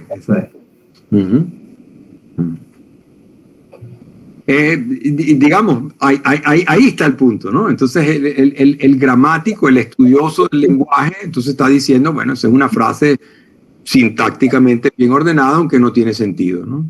El poeta dice, ¿y qué puedo hacer yo con esto? Digamos, ¿qué idea? Es decir, eso puede generar algún tipo de experiencia que me permita intuir que el lenguaje hace algo más que decir.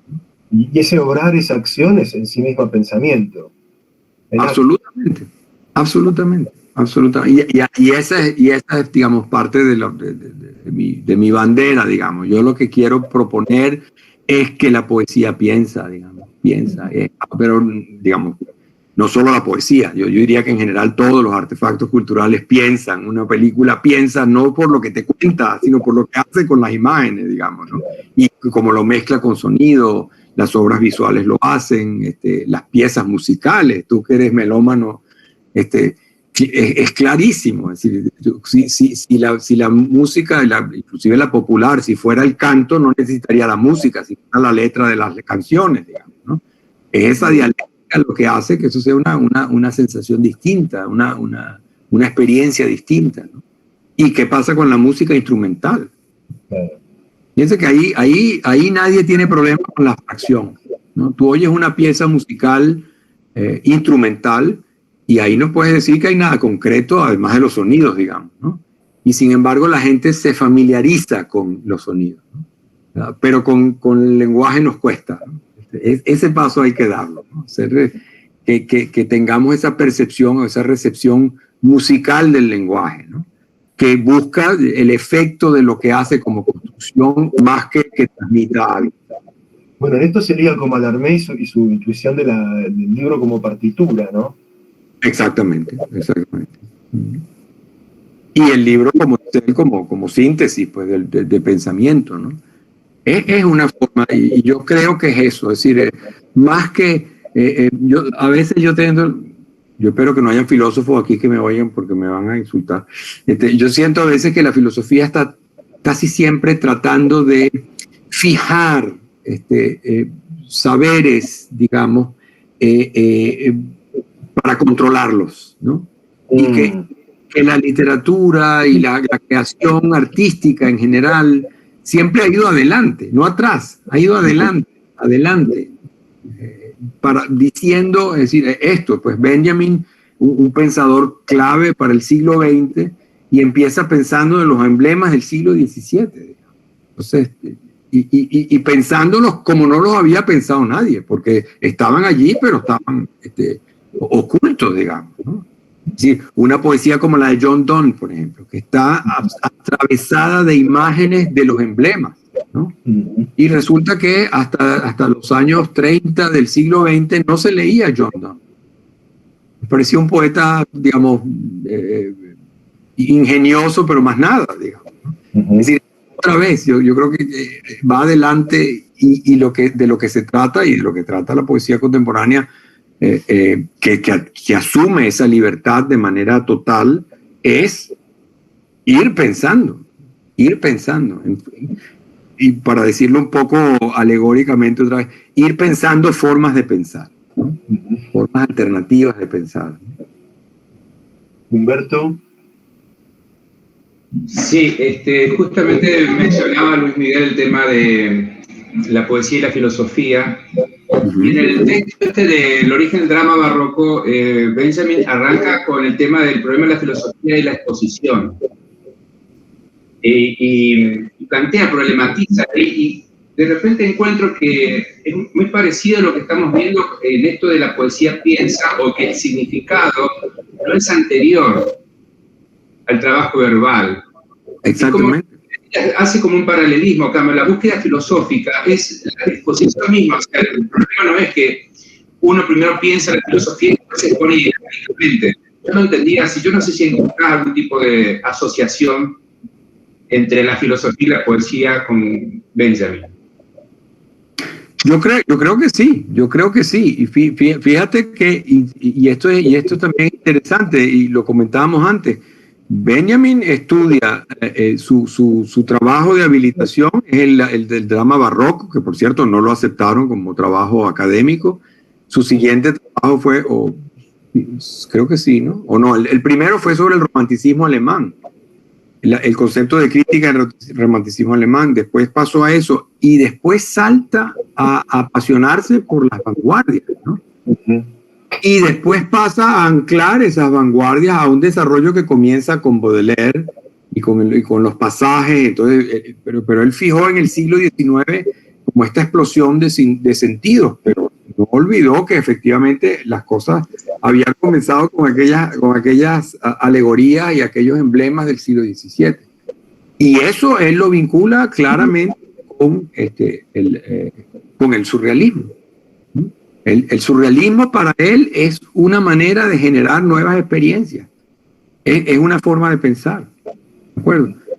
Y por supuesto, tenía que ser un filósofo como Benjamin, que era, digamos, no académico en ese sentido, o sea, que venía un poco como lateralmente a la academia, que se permitió pensar de esta manera más amplia, ¿no?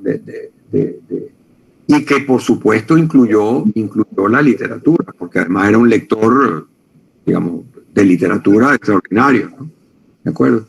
Entonces sí, yo creo que allí comienza ese trasvase, digamos, esos vasos comunicantes entre filosofía y literatura en un plano de igualdad, digamos, de que efectivamente yo pienso con el lenguaje. Sí, Benjamin está pensando con los emblemas, digamos, ¿no? No está pensando los emblemas, ¿no? Está pensando con los emblemas, viendo qué hacen los emblemas, ¿no? Entonces no es, mira, pero es que los emblemas había emblemas cristianos y había emblemas paganos, y entonces este es el mito de Narciso, o este es el Cristo crucificado. Ahí otra vez estás quedándote en lo que dice el emblema, ¿no? Lo que le interesa a Benjamin, y hace una cosa muy interesante, es ¿qué hacen los emblemas? ¿Qué hacen con esa tensión entre sus elementos, ¿no? Y fíjense que una de las cosas que hace Benjamin es justamente tomar todo lo que la historia crítica había dicho sobre la alegoría para invertirla. O sea, todo lo que él va leyendo es decir, bueno, este señor criticó la alegoría por A, B, C, D, este otro por A, ta. Bueno, todo eso es lo que es bueno de la alegoría. O sea, que él convierte la crítica a favor, o sea, estaba viéndose como algo negativo, se convirtió en algo que para él, al contrario, tenía una gran significación y una gran potencialidad de significación mejor, ¿no? Ese gesto ya es un gesto un poco revolucionario en filosofía misma. Pensar una ciudad como sueño de una época, ¿no? O pensar la ciudad como los sueños de una época. Claro. Eso con París. Y otra vez, uno se pregunta ¿qué entrenó a Benjamin para ver así la ciudad? Benjamin ve la ciudad como un artefacto. Es un artefacto, ¿no? Entonces otra vez, no es la ciudad donde yo deambulo y camino, no, la leo como si fuera un texto. ¿Y quién le dio a él ese entrenamiento? Pues la literatura. ¿De acuerdo? Entonces, otra vez, es pensar que la literatura lo que nos está apuntando es a procedimientos para generar experiencia, no simplemente la transmisión de contenido. Ese cambio, en el que yo insisto tanto, pues no sé si tenga razón o no, es el que yo veo importante en el final del siglo XX, para empezar a desplazar el problema de los artefactos culturales en general y de la poesía en particular, del campo de lo estético, de lo bello, de lo armonioso, de lo que, para situarlo por derecho propio en el campo de lo pensable, para decirlo con Rancière, ¿no? De lo pensable, de lo decible, de lo sentible, ¿no? Es decir, es después de que se inventa el soneto que ciertas reflexiones se dan en el lenguaje. Ese es un ejemplo que me sirve quizás para ilustrar lo que estoy tratando de decir, ¿no? No es que el soneto logró comunicar cosas, no. La forma del soneto logró sintetizar experiencias. Pero eso no se ha visto, digamos. No se ha visto tanto porque ha parecido, bueno, entonces ya sé, cualquiera escribe un soneto, ¿no? Cualquiera sabe las reglas, sabe cuáles son la distribución estrófica y el ritmo y la rima. Entonces, cualquiera hace un soneto. Pero un soneto implica una visión del mundo. Entonces, verlo así. Hay un libro muy, muy bueno, por cierto, de un escritor norteamericano que se llama Oppenheimer, es el apellido. Se llama The Birth of the Modern Mind. Y es un libro sobre el soneto. The Birth of the Modern Mind, el nacimiento de la mente, de la mente moderna, y es sobre el soneto. Entonces, otra vez, nos quedamos pensando en lo formal y no en lo que hace, digamos. Una vez que abandonamos las formas, porque obviamente la poesía ha abandonado las formas más tradicionales, entonces ya no teníamos de qué agarrarnos. Entonces nos cuesta mucho ver que en el fondo el soneto estaba haciendo eso, era una forma, pero que forzaba un contenido que hacía una experiencia. Ahora tenemos la forma, no podemos agarrarnos a la forma y no vemos que el texto está haciendo lo mismo. Claro, bueno, y además el soneto llevado, digamos, en manos de un Martín Adán o de un Lezama Lima, igual es un evento diferente también, ya es como la continuidad de ese pensamiento. Además se va transformando. Sí. Depende en manos de quién, ¿no? El soneto, ¿no? Claro. Y eso fue, pero digamos, fíjate la vigencia. El soneto se inventa en 1400, ya como, no, antes, en 1200, ya como Dalentini.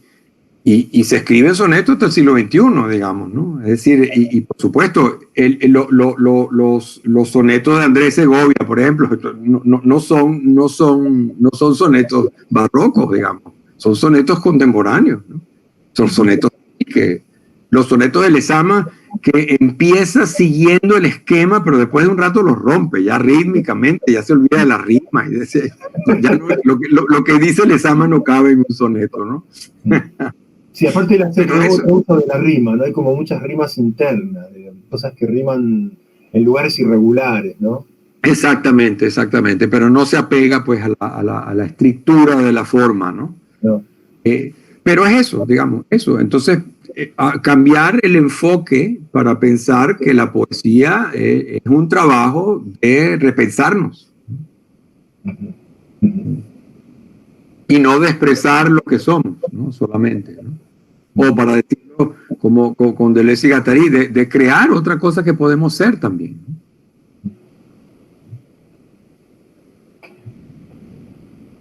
Quizás nos estamos yendo muy lejos. No, está buenísimo. Al contrario. O sea, un poco para conversar estas cosas es que te convocamos y... Claro. No, y rara vez tiene uno chance de hablar de estas cosas, porque hay que conseguir un grupito como el tuyo que realmente está interesado, ¿no? Acá son todos lectores y autores también.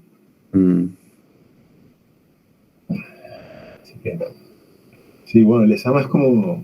Siento que hay como un retorno de Lezama. Últimamente lo veo aparecer en distintos lugares, claro, evocado de diversas maneras, ¿no? Con distintos alcances, pero claro, siento que esa interpelación, esa inquietud que él abre, que él promueve, está como retornando. Hay como una cosa que no termina que por suerte, ¿no? Como que... Por suerte, sí. ¿no? Han seguido habiendo ampliaciones de su obra, ediciones nuevas, en fin... publicación de cuadernos, de diarios, el interés continúa, ¿no? Exacto. Es como que recién empezara la era Lezama, está como empezando todavía. Ojalá se oriente como debe ser hacia esta especie de búsqueda de, ya no de explicación, porque como digo yo en el ensayo, los expertos en Lezama no leen su poesía. Es decir, gente que tiene libros enteros dedicados a Lezama. Aparte que se dedican a repetir lo que él mismo dice en los ensayos. Exacto.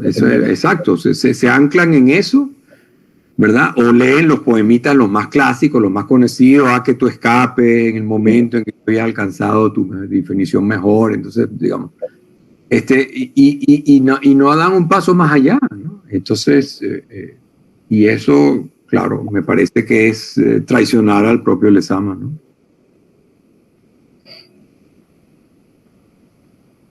¿Alguien quiere decir algo más? Hola, Luis Miguel. Yo tenía un comentario y, bueno, de alguna manera la charla ha derivado hacia ese lugar y tiene que ver con algunas correlaciones que me parece se pueden trazar entre Lezama y Benjamin. Sobre todo en el estatuto epistemológico que adquiere la imagen, por distintas vías me parece que esa es una posible conexión y quería preguntar si habías estado, bueno, teniendo en cuenta algunas correlaciones, algunas conexiones que se pueden establecer. Bueno, y en tu ensayo me había resultado muy interesante cómo retomabas elementos del estudio que hace Benjamin sobre el drama barroco como herramientas para, hacer esta operación de lectura no hermenéutica sobre la poesía de Lezama.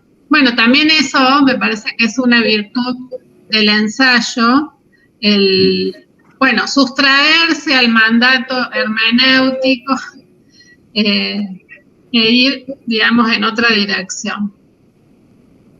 Claro, bueno, gracias. Sí, yo creo que habría más que explorar. Yo en este ensayo me concentré en esta búsqueda porque, como dije, me parecía que era muy relevante pensar los poemas de Lezama como emblemas, o sea, pero operando como emblemas, no realmente emblemas, ¿no? Y allí está algo que tiene que ver claramente con la imagen, pero también con la dialéctica del desarrollo temporal de la imagen. Podríamos decir que el emblema porque tiene una imagen fija, pero además tiene un texto, ¿verdad? Que lo desarrolla, ya es una especie de cine. Porque de alguna manera temporaliza aquello que se presenta. No es mostrando, no es una foto. Es la foto, pero con un desarrollo, digamos, una voz en off, lo diríamos hoy modernamente, con una voz en off que continúa un poco el relato que debería insertarse allí. Un relato que además solo está alegóricamente presentado con la imagen, digamos. Entonces, esa dialéctica me parecía muy importante para leer a Lezama, ¿no? Y por eso en estos fragmentos termino diciendo, pero fíjense, aquí lo que hay es un emblema, este sería el título, aquí está la imagen y este es el desarrollo, ¿no? Pero tú dices bien, es posible que explorar otras instancias de los estudios de Benjamin sobre la imagen contribuyan más a ver un poco cómo funcionan, cómo operan esas imágenes en Lezama. Eso es muy posible, es algo que yo no hice, ¿no? Yo me quedé un poquito en esta parte, digamos, del procedimiento constructivo, ¿no? Pero claro, allí está eso todo, ¿no? Es decir, fíjense, la fascinación de Benjamin con la ciudad y esta especie de mitología de Lezama con la Habana, digamos, también, ¿no? O sea, que también eso está allí funcionando. Es decir, él tenía estos paralelismos. Y sin embargo, como digo yo en el ensayo, lo más probable es que no hubiera oído hablar nunca de Benjamin, ¿no? Ahí uno puede hablar del espíritu de época, ¿no? Estas cosas que estaban funcionando. Es decir, Lezama estaba viendo películas, estaba leyendo a Mallarmé, ¿verdad? Estaba leyendo a Valéry, ¿verdad? Y Adorno en una carta le dice a Benjamin, usted le debe más que a nadie a Valéry, ¿no? Su pensamiento que le debe más que a ningún otro a Valéry, ¿no? Entonces, y Borges está leyendo a Valéry, es decir, ahí está esta conjunción, esta constelación, para decirlo en términos benjaminianos, está funcionando, está operando en simultaneidad, aunque no se estén leyendo mutuamente, pero están, digamos, en vasos comunicantes, informándose mutuamente. Yo te quería pedir si nos podías hacer un comentario acerca de tu lectura de Parque Lezama de Perlonger, en relación a todo lo que venimos conversando y el propio Lezama. Uy, ahí me pone un aprieto. No, bueno. Porque no lo he revisado recientemente, ¿no? Pero algo en concreto, si te piensas. No, digamos, en relación a esto que se veía como que él proponía como una continuidad, pero a partir del desvío, la relación que digamos, en algún lugar vos comentabas en relación al poema de Viciña Exibar, ¿no? Okay. Que también de alguna manera se me cruza con Dador y con esta escena del bar, ¿no? Exactamente. De los personajes que aparecen alegóricamente ahí representando una situación, una escena, y que de algún modo Néstor también hace eso por momentos, en medio de también... Exacto. Y fíjate que podría quizás comentarte en esta dirección. A mí me parece el logro de Perlonger es justamente haber conseguido la medida precisa para tomar de Lezama. Porque el estilo de Lezama es tan poderoso que uno no puede sino imitarlo. Es decir, si tú empiezas a escribir como Lezama y ya no escribes como tú, ¿no? Creo que Perlonger, y creo que lo decimos en la entrevista, ¿no? Sí. Perlonger logra tomar elementos que obviamente lo vinculan con Lezama, pero se distancia a la vez lo suficiente para hacer de eso una herencia y no una imitación. Y entonces, claro, lo lleva a sus propias coordenadas, inclusive cuando se refiere a Lezama, como en ese poema, pero lo lleva a sus propias coordenadas históricas y tal. Lo hace más explícitamente erótico, aunque Lezama está allí, pero obviamente está más velado, ¿verdad? Lo hace más explícitamente concreto, un poema como Cadáveres, digo yo ahí en la entrevista, pues probablemente Lezama nunca habría escrito un poema como ese. Claro. Y sin embargo, uno ve que el poema de Perlonger no es un poema puramente, ¿cómo diría?, crítico ¿no? Es un poema que logra articular una problemática, ¿verdad? Pero distanciándose de la simple denuncia para hacer una construcción de estos diferentes escenarios que él va acumulando. Fíjense que ahí es acumulativo, no es desarrollativo, sino acumulativo. Estos escenarios que, sin embargo, se abren a posibilidades, ¿no? Muy recientemente hubo un poeta por allí, no voy a decir quién es, voy a hablar mal de él, un poeta por ahí que imita un poco el poema de Cadáveres, ¿no? Pero curiosamente, fíjense que no entendió el mecanismo, porque lo cierra. Entonces, hay cadáveres en el cuadro del ministro que se sienta en su despacho y tal cosa y tal otra. Entonces, hay cadáveres en el discurso de tal cosa. Y yo digo, pero es que no se dio cuenta que hay cadáveres, y entonces lo que viene en Perlonger es una apertura hacia una cosa como más compleja, ¿no? Sí. Nunca está el cierre en hay cadáveres, entonces están matando a la gente, digamos, ¿no? Claro, porque y parte de esa complejidad es que los cadáveres no son solo los desaparecidos, los cadáveres es toda la sociedad, los vivos. Es todo, claro, sí. Por eso es una especie de memento mori, hablando otra vez de reactualizar topos clásicos, ¿no?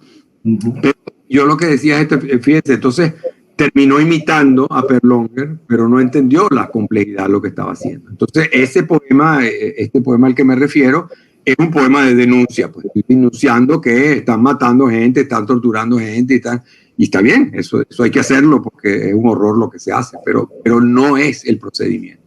Bueno, en ese caso, entonces, como vemos, un poema acumulativo como el de Perlonger, él toma lo suficiente del Lezama para no tergiversar su propia voz. Entonces, es decir, uno ve allí efectivamente un hilo lezamiano, pero es un poema de Perlonger. No hay confusión. Mientras que si uno realmente siguiera Lezama, es tan fuerte su estilo que lo que habría era que imitarlo. Y esto es lo que me parece que hace Perlonger muy bien, y es el único que me parece que lo hace, ¿no? Me parece que digamos, no puedo pensar en otro poeta que esté tan cerca de Lezama y a la vez sea tan original. Eso, pero claro, es una impresión. Sí, no, está buenísimo, gracias. Bueno, no sé si alguien más quiere decir algo. No, ya está fastidiado. Ya no. No, bueno, estamos más o menos acercándonos a la hora de cierre. Sí.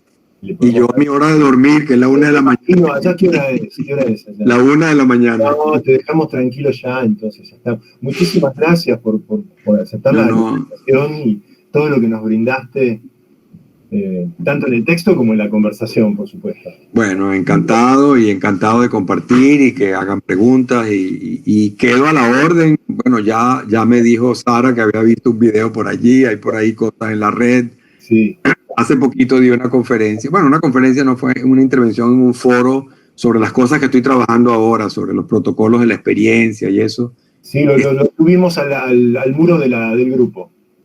Ok, perfecto. Sí. Bueno, estas son las cosas que estoy trabajando, es un libro que está prácticamente listo y que estáis viendo dónde publico.